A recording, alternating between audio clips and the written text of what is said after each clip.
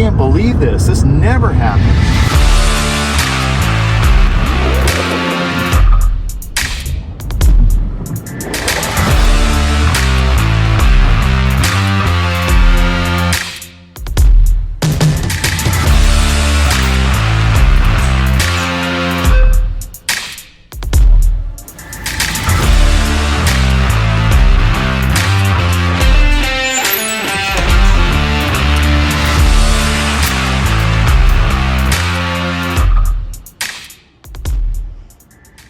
Hey guys, we're on the way to the Alamo. We're driving down I-10 right now, fixing to hit 35 south and go to downtown San Antonio and drop off some stuff at the Alamo. So y'all ride along with us and see what we're doing.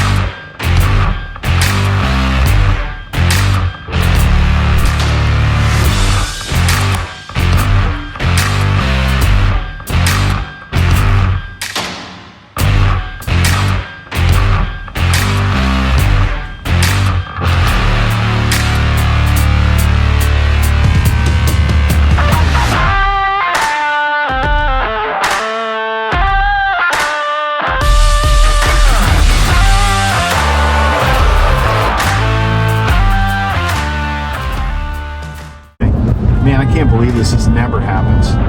This light of traffic coming down to the Alamo.